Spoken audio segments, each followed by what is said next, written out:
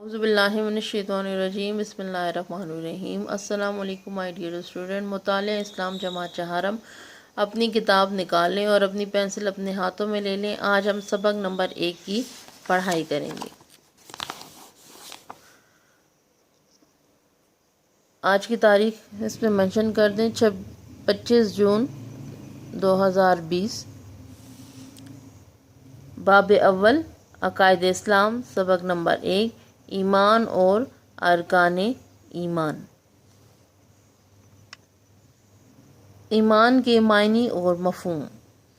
ایمان کے معنی کسی بات کو سچے دل سے ماننا اور اس پر یقین رکھنا ہے۔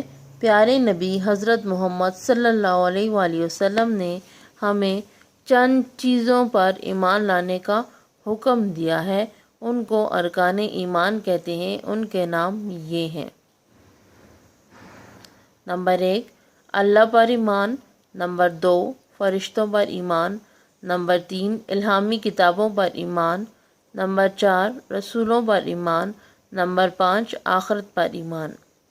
ہر مسلمان کے لیے ضروری ہے کہ ان باتوں پر سچے دل سے یقین رکھے اور زبان سے ان کا اقرار بھی کرے۔ سب سے پہلے ہے اللہ پر ایمان۔ اللہ تعالیٰ پر ایمان لانے کا مطلب ہے کہ اللہ تعالیٰ کو ایک اور یکتا مانا جائے، کسی کو اس کا شریک نہ سمجھا جائے۔ وہی ہر چیز کا خالق اور مالک ہے۔ ساری مخلوق کو وہی رزق دیتا ہے۔ کائنات کی ہر شے اس کے حکم کے مطابق کام کر رہی ہے۔ عبادت اور بندگی صرف اسی کا حق ہے، اس کے سوا کسی کی عبادت کرنا جائز نہیں۔ اللہ تعالیٰ پر ایمان لانے کا مطلب یہ ہے کہ ہمیں اس بات پر یقین رکھنا ہے کہ اللہ ایک ہے، اس کے سوا کوئی معبود نہیں ہے، عبادت کے لائق صرف اسی کی ذات ہے، رزق ہمیں وہی دیتا ہے، پیدا کرنے والا ہمارا وہی ہے۔ اگر ہم اس کے علاوہ کسی کی عبادت کریں گے تو وہ بالکل جائز نہیں ہے۔ دوسرا ہمارا ہے، صفحہ نمبر 2 پر آ جائیں۔ صفحہ نمبر 2 پر ہے، اللہ تعالیٰ کو ایک ماننا توحید کہلاتا ہے۔ سورہ اخلاص میں توحید کی مختصر اور جامع الفاظ میں وضاحت کی گئی ہے۔ آپ بھی اس سورت کو پڑھیں، اس کے ترجمے پر غور کریں اور ان مختصر الفاظ کو یاد کریں۔ سورہ اخلاص، بسم اللہ الرحمن الرحیم، قل هو اللہ احد اللہ الصمد لم یلد ولم یولد وَلَمْ يَكُنْ لَهُ كُفُوًا أَحَدٌ۔ اس کا ترجمہ ہے، کہہ دیجئے اللہ ایک ہے، اللہ بے نیاز ہے، نہ وہ کسی کا بیٹا ہے اور نہ وہ کسی کا باپ ہے، اور کوئی اس کی برابری کرنے والا نہیں۔ دوسرا ہمارا ہے، فرشتوں پر ایمان۔ فرشتوں پر ایمان لانے کا مطلب ہے کہ درج ذیل باتوں پر یقین رکھا جائے۔ فرشتے اللہ تعالیٰ کی مخلوق ہیں۔ فرشتے اللہ تعالیٰ کا ہر حکم بجا لاتے ہیں اور کبھی اس کی نافرمانی نہیں کرتے۔ فرشتوں کو نور سے پیدا کیا گیا ہے۔ صفحہ نمبر 3 پر آئیں۔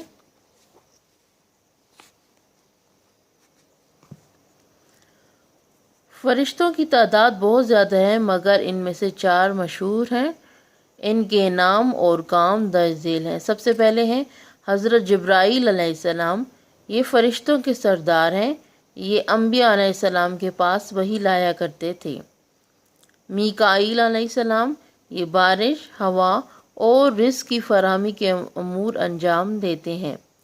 عزرائیل علیہ السلام، موت کا فرشتہ، ان کو ملک الموت کہا جاتا ہے۔ جانداروں کی روح قبض کرنا ان کا کام ہے، وہ بھی اللہ کے حکم سے۔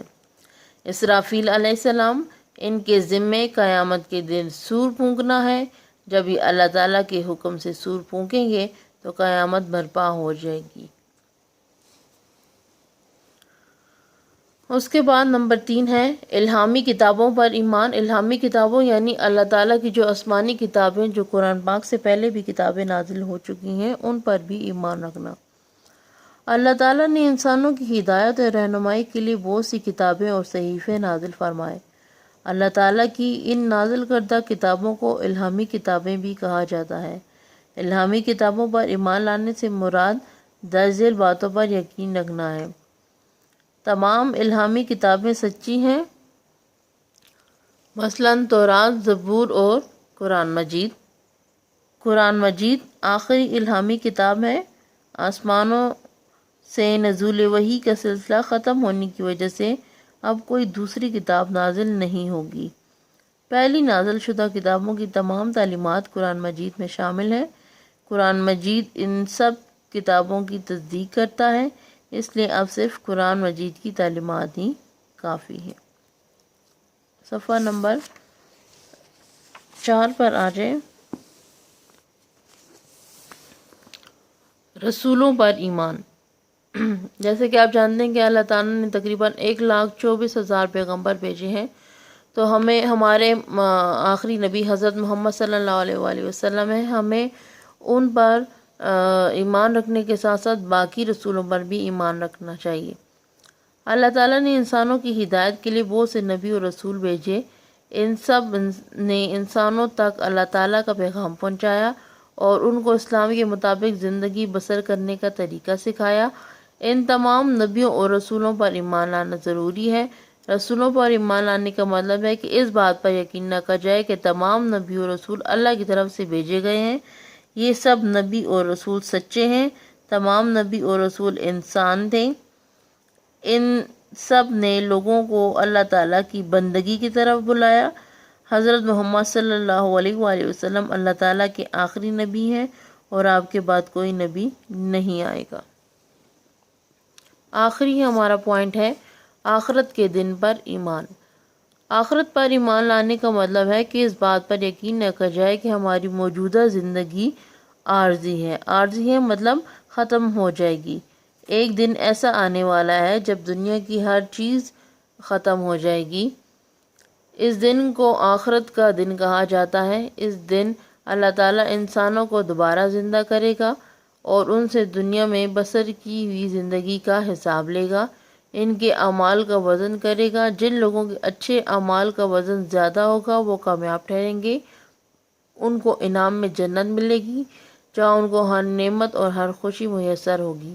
جن لوگوں نے دنیا کی زندگی اللہ تعالیٰ کی نافرمانی میں بسر کی ہوگی، ان کے اچھے اعمال کا وزن کم ہوگا، ان کو سزا کے طور پر جہنم کی آگ میں ڈالا جائے گا جو کہ بہت برا ٹھکانہ ہے۔ اس یونٹ میں ہم نے 5 ارکان اسلام کے بارے میں پڑھا ہے، ارکان ایمان کے بارے میں۔ اللہ پر ایمان، فرشتوں پر ایمان، الہامی کتابوں پر ایمان، رسولوں پر ایمان اور آخرت پر ایمان۔ جس انسان کا ان 5 چیزوں پر ایمان ہوگا وہی آخرت میں کامیاب ہوگا۔ مائی ڈیئر اسٹوڈنٹس، اس یونٹ کی آپ نے اچھے سے پڑھائی کرنی ہے اور ہم اس کی مشق کل کریں گے انشاءاللہ۔ Thank you.